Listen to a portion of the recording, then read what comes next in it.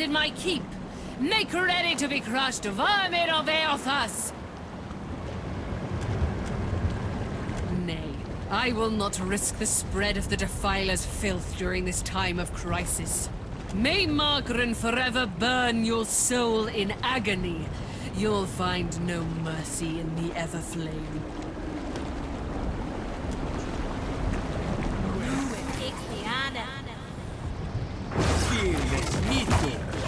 Can't make a dent.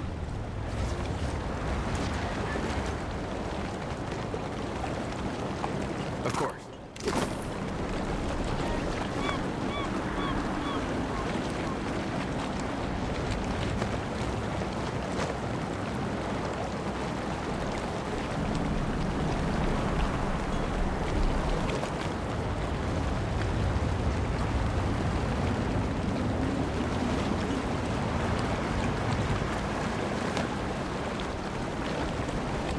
I'll try my best. Hope that helps. Happily.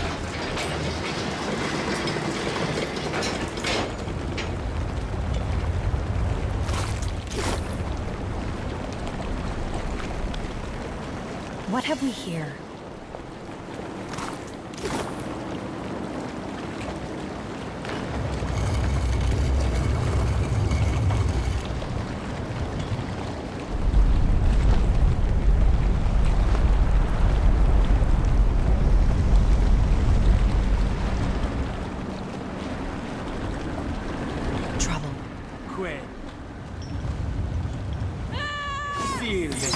Join arms! Then, ruin Can't make a dent.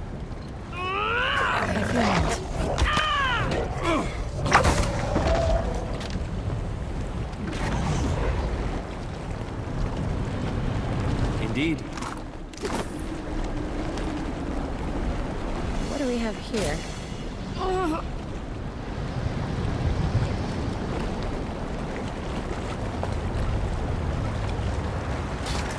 Just a moment, please. There you go.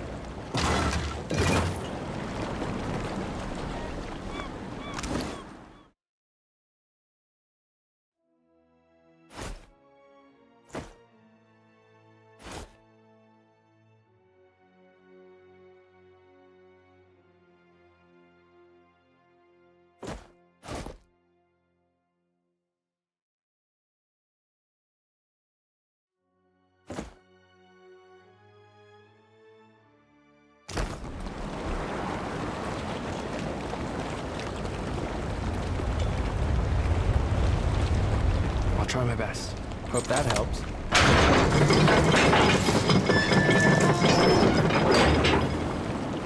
Be careful. Quay. Let us end this! No good.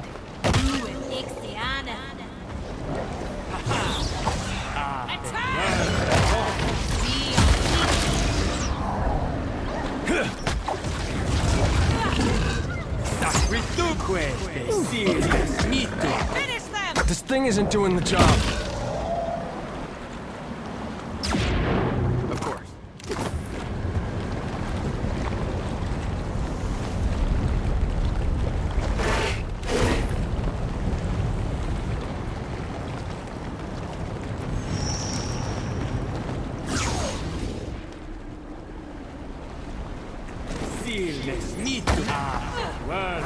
Can't make a dent. Try this. Hey, watch it. Join arms!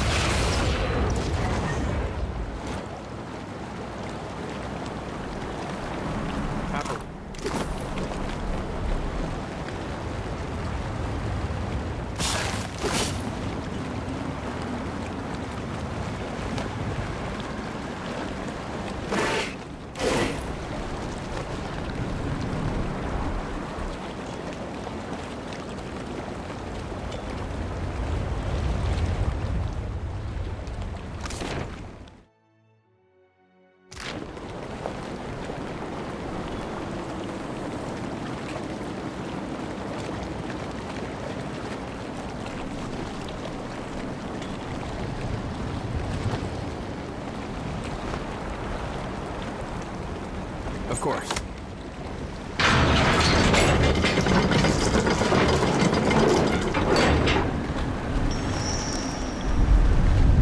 All right, that one felt more serious.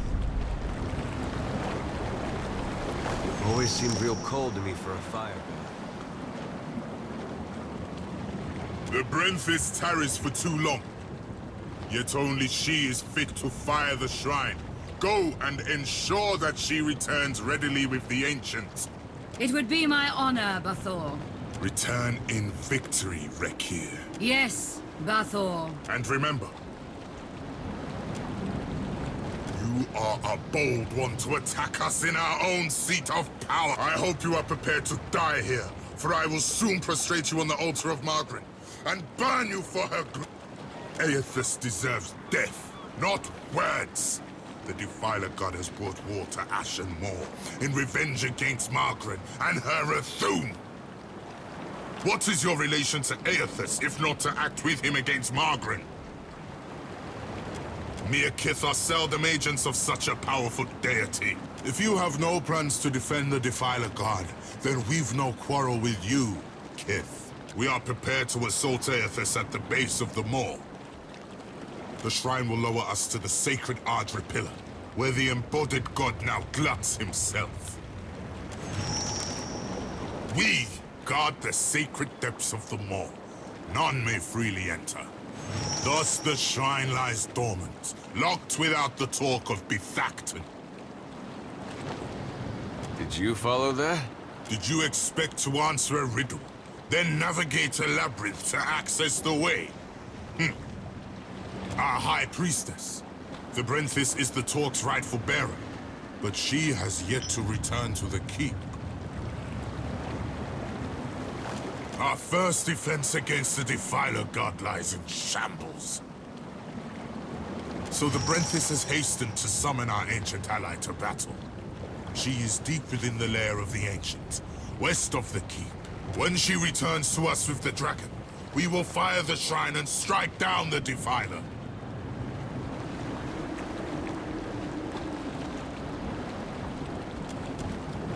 Return our Brenthis and the Talk, and we will let you join us in glorious battle indeed.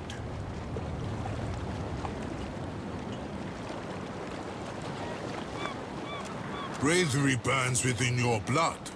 It stokes my respect. I approve of this venture. Until the Brenthis returns with the Ancient, my warriors will remain restless and ill at ease. Recapture, go to the lair of the Ancient and carry out my command. You will permit this kith to assist you, presuming he can muster the strength. It will be done. You have my word, Bathor. Kith, should you return the Talk, and our priestess along with it to the shrine, you will have proven your worth by serving Margaret's cause. And you, Segroth, lay a protection upon the kith. The lair of the Ancient is a deadly place, den to a great dragon. This shall safeguard you against the fire and fumes that fill the caverns. Say, that's great. Now all we gotta worry about is the dragon.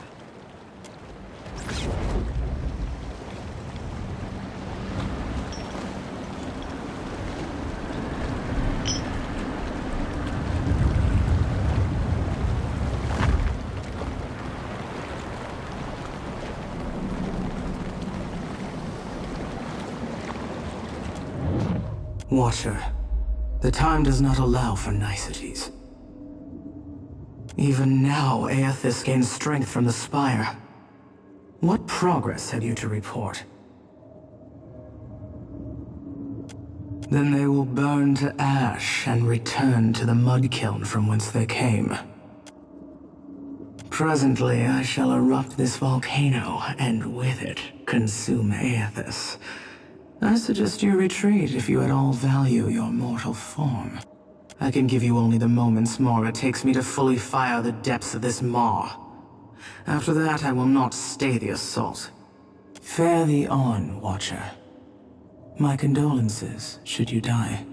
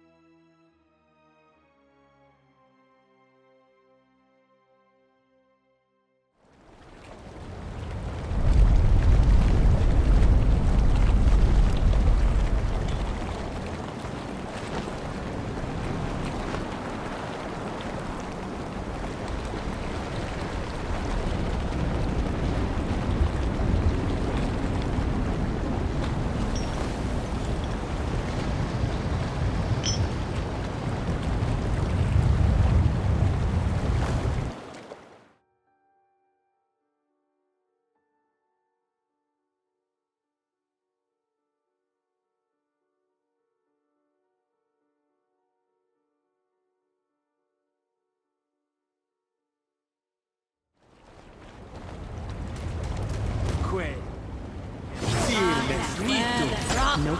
Lava Rubion Sea! On your side! Ruin Ixiana!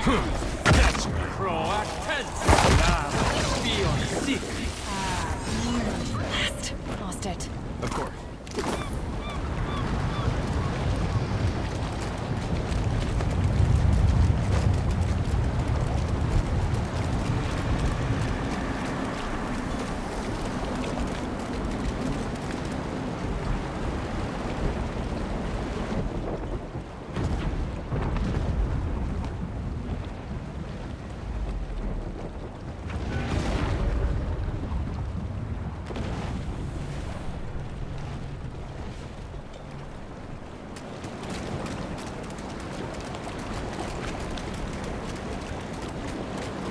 That smell.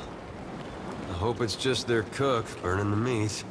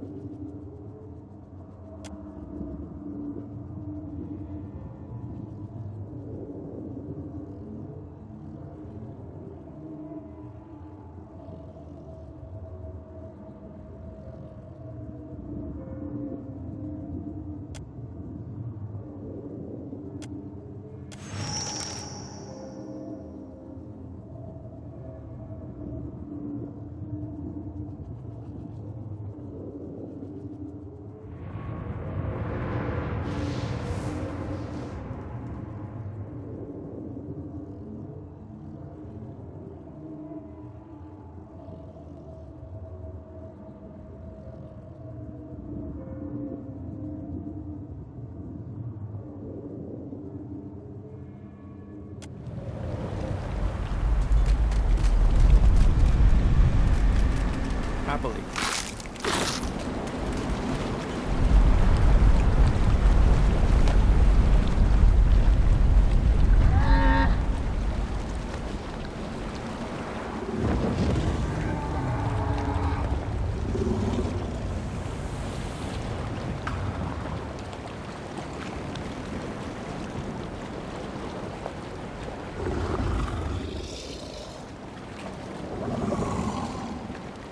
Who comes now to stoke the flames of chaos further?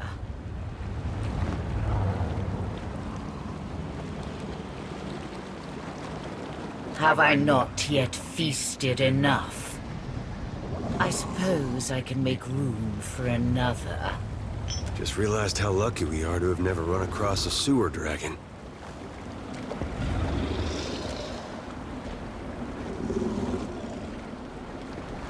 Do not speak your lies before our sacred fires, vermin. The Ancient would never attack us. I did, fool! And I would again. We struck a deal eons ago.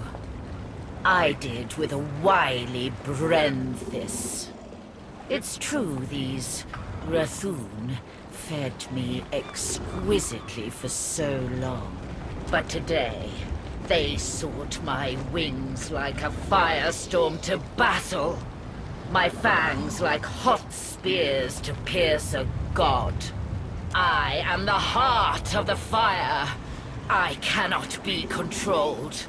Not by a giant's weak will, and not by a sputtering trinket.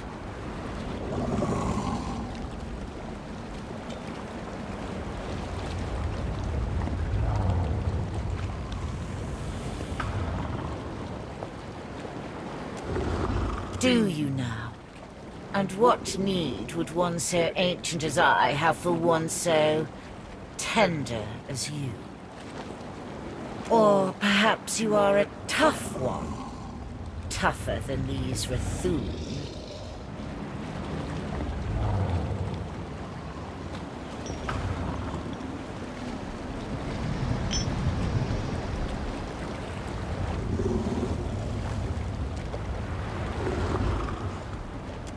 You think to ride me, the great firestorm in the moor, to meet a blustering god? If the Rathoon could not tame me, why should a little wretch like you fare better?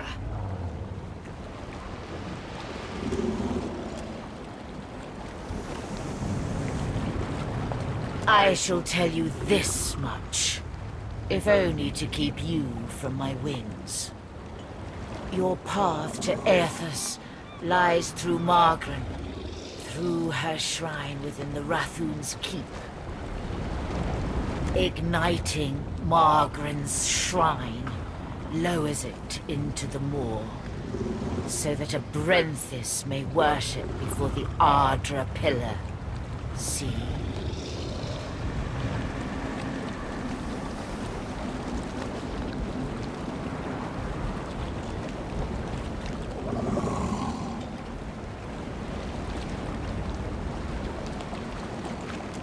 Thieve from me, should you wish your corpse to join hers.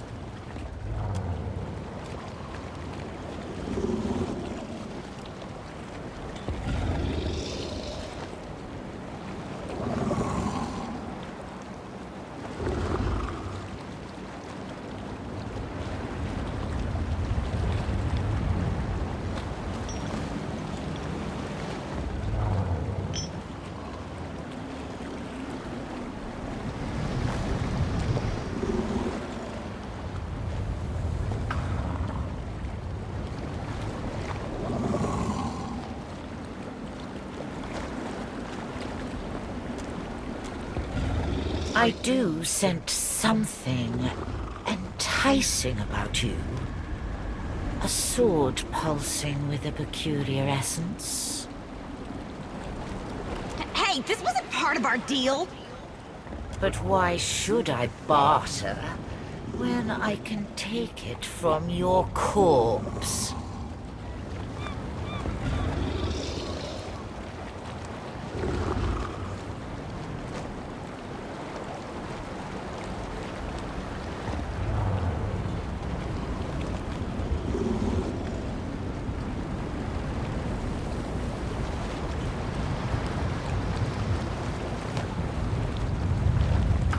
No. You are but a tiny morsel compared to my usual meal.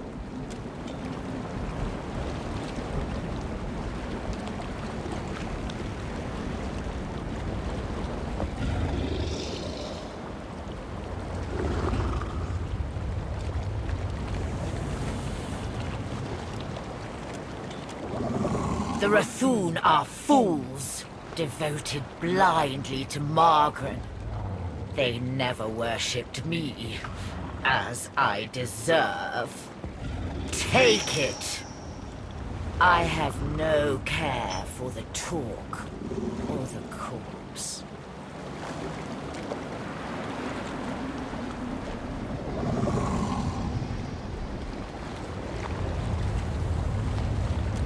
Should I believe the wretched words of a trespasser in my den? Even were it so, the fire feeds me. It can cause me no harm. Perhaps you speak the truth, and such may come to pass. Only fools die fighting the gods. I have lived for eons. And I will live for eons longer. I fly!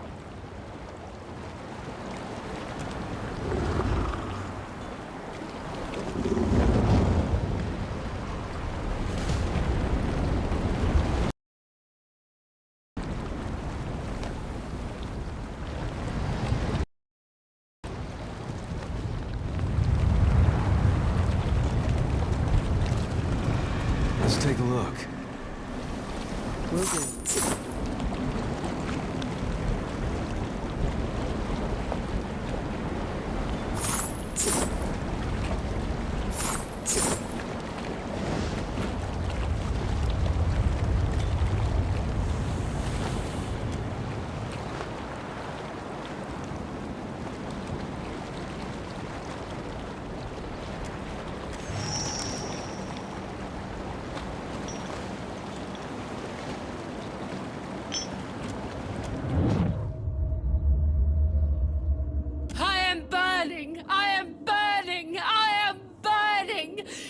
it is not in pleasure, not for Mother Margaret. I should have listened when she said nothing, but I was willing to die to reach the Everflame, to sacrifice them and everything to ash, to... Who will lay the talk before the Mother to fire the way? Who is left?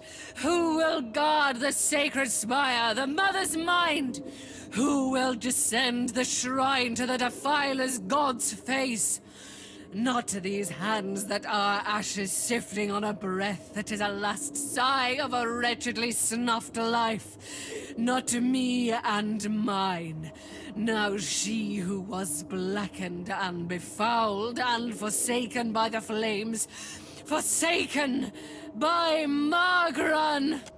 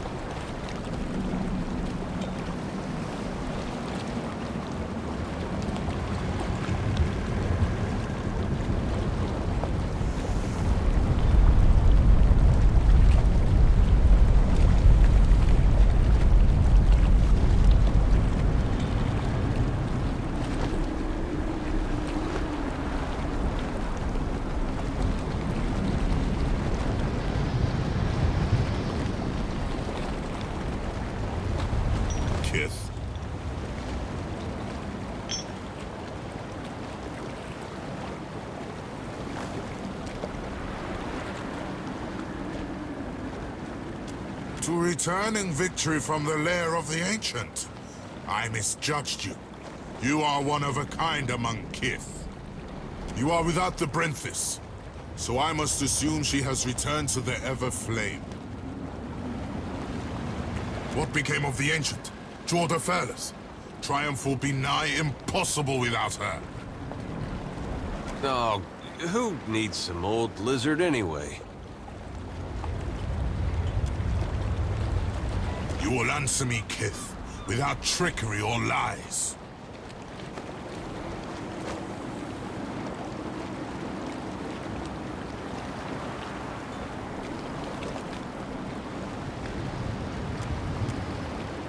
Indeed.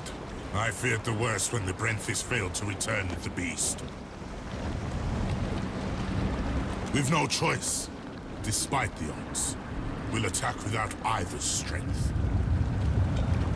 If this is to be our last stand, we must prepare ourselves, either for victory or for sacrifice. Lest Margaret forsake us for our failures. You've earned the right to Fire Shrine with the talk of the Everflame, but we cannot join you as yet in facing the Defiler. If that is the goddess's ever-burning will, we Rathun will abide it.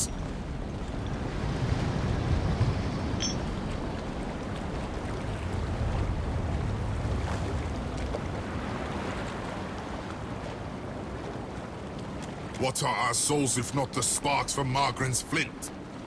Our choice is not whether to serve the goddess, but how. We are Margaren's creatures. Formed from her flames, we exist only to further her greatness.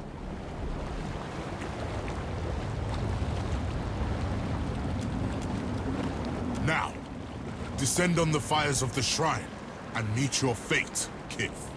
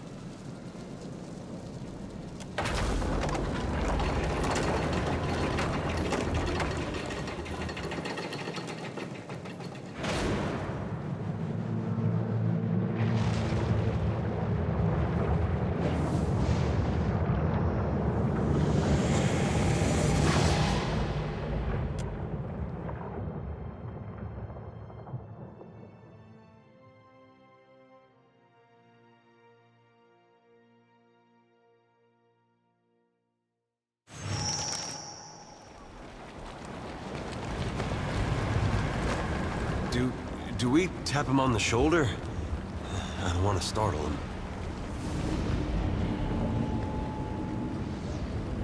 Watcher, I wasn't sure you'd make it. But there is enough of you in me to grasp that you had a better chance than most. Some would say it's because you have a strong soul. Great deeds come easily to one so spiritually blessed. Or have you become great because of what has been thrust upon you? Watcher of Cadnua, Herald of Berith, Hound of Aethys. As would we all. But you have come a great distance for answers. What would you ask of me, Watcher? You need to know? Or Berith? Or the gods? It seems someone else needs to know. One who has held me to the flames once before. Margren fears what I will do, just as she feared what I would do in the Deerwood. But this time, there is no power on Eora or in all of hell to stop me. Understand that what I'm saying is neither a boast nor a challenge. It is the clearest statement of truth I can give you, give Berith, in the hopes of dissuading you from taking actions that may harm others.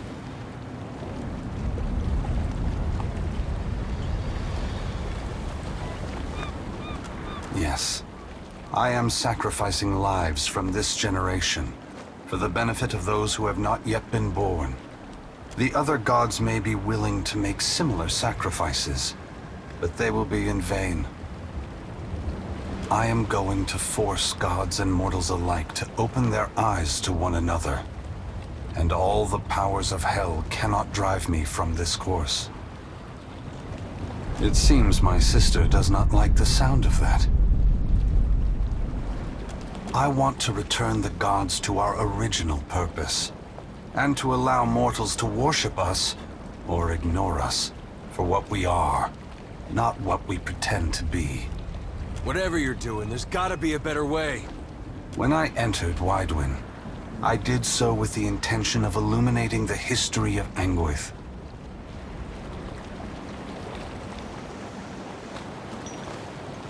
I wanted to show all the nations of the Eastern Reach the machines we had used to create ourselves, how we had hidden our true nature from mortals for millennia. But even if I had succeeded, my words would have been easy to deny. Belief creates the foundation upon which a mind's reality is built. Some minds can never let go of that foundation. They would rather hold tight to the world in their mind than accept what they're being told. We began with a dream that if we provided guidance to mortals, each generation of souls would grow stronger. And if the souls grew stronger, societies would become better, moving ever closer to achieving the potential we believed all mortals have within them. Over 2,000 years have passed. Hundreds of generations have been born, lived, and died. If the world has improved under our guidance, mortals should be prepared to understand the truth. If they have not improved after all of this time, then we have utterly failed in our aims, and there should be a reckoning of our faults. The time has come for a new covenant between gods and mortals. One forged in the light of truth and understanding between our kind. I will leave this place and go to the lost city the Huana call Ukaizo. It is there that all souls pass through the machines of the gods, where all souls pass into the beyond before beginning their next life.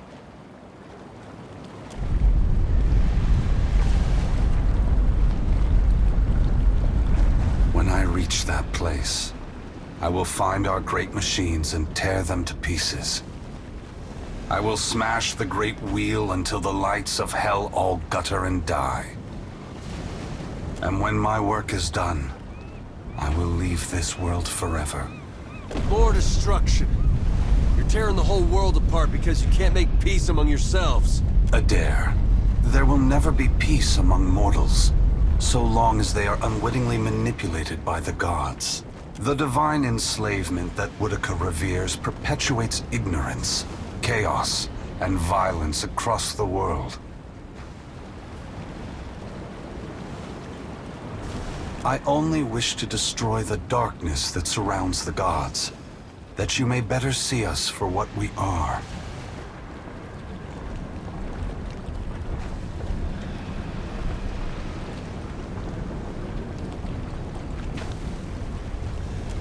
I admit that's not the response I expected, especially given the volcano erupting around us. Still, I'm surprised Magrin is reacting this way.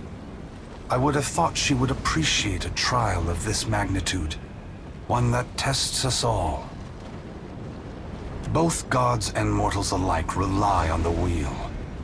We depend on it for the souls that give us power. Mortals depend on it for the lives of future generations. Breaking it will force all of us to face the truth. We will fail together or move forward together. Either ending is preferable to the cycle we still find ourselves in.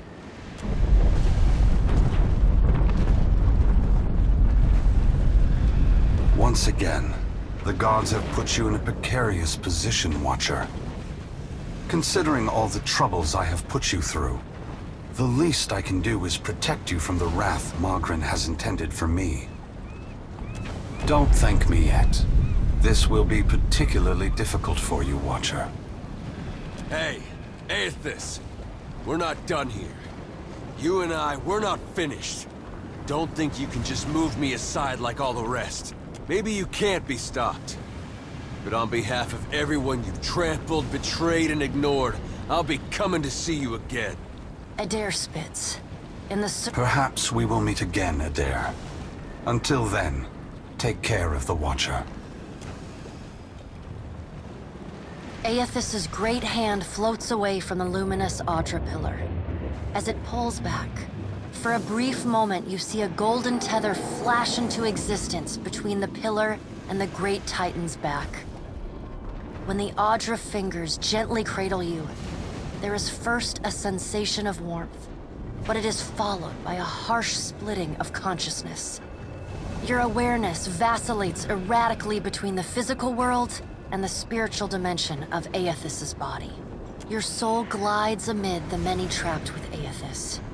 As your brilliant form passes by them, they call and reach out for help. Below Aethys's body, the volcano erupts. Molten rock rushes over the great Audra body, but does not slow its movement. Rathun rush to higher ground, but cannot outpace the lava, which overwhelms and consumes them as it rises. Your attention returns to the heart of Aethys's body. Deep within the whirling masses of souls, you again sense your own presence, the fragment taken from you. This time, you reach out to it as it reaches out to you.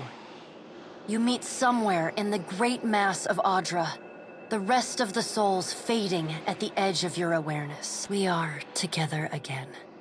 Are you certain? When we join, we won't be ourselves anymore.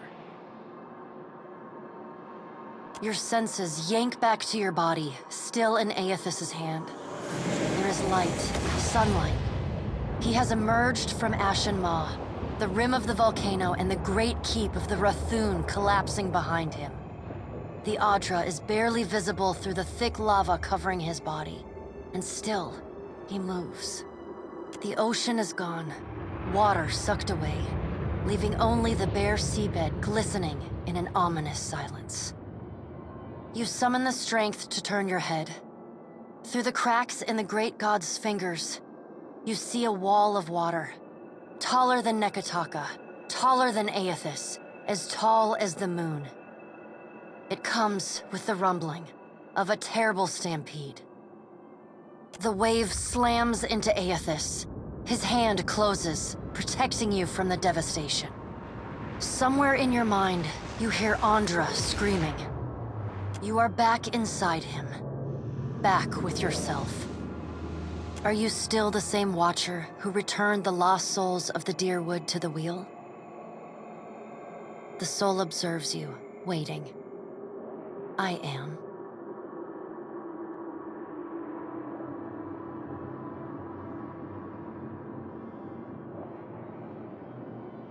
Good.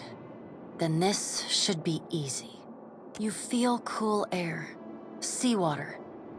The back of your mind pulls your attention back to your body. Aethys stands amid the now calm waves. Kraken futilely clinging to his limbs as he gingerly sets down your ship. He carefully opens his other, setting your body on the deck.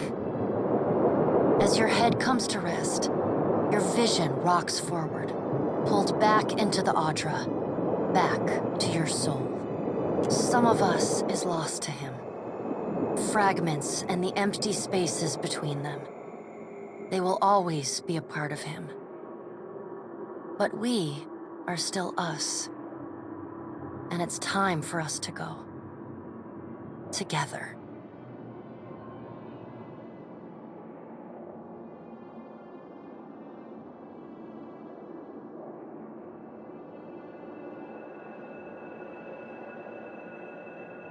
The soul rushes toward you, flying into you with ferocious speed. You are thrust back through the Audra, out of the palm of Aethys's hand, back into your body. You can feel the sensation of your skin, the warmth of the Audra, but you are not fully in control.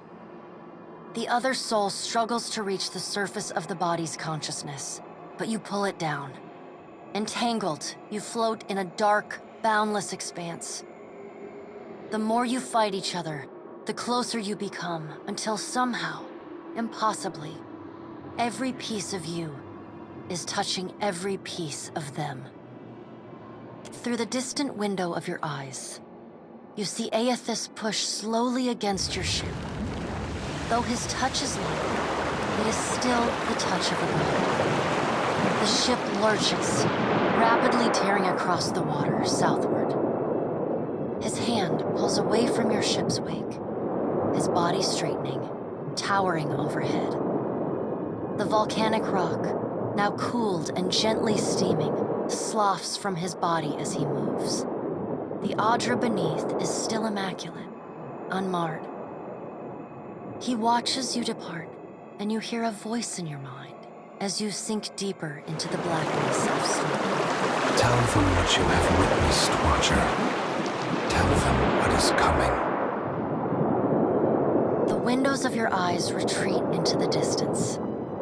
The fragment of your soul is so close to you in the darkness that you can't tell if its thoughts are separate from your own. Aethys is going to Ukaizo? He's going to stop the wheel? Aethys is going to Ukaizo. Aethys is going to Ukaizo. The words repeat in your mind until they become an incessant, meaningless mantra. Involuntary meditation in the emptiness of your unconscious. When the words finally dissolve and become part of the darkness, you see a pinpoint of light. You no longer sense the other soul. No longer sense the person you were before Aethys touched you. You swim toward the light. As you come closer, the light becomes two blurry spots of radiance. You settle in behind your eyes and feel your lips already moving, mumbling. Around your body you sense familiar scents and sounds, voices raised in shock and alarm. You take control of your mouth, opening it wide and drawing a great breath.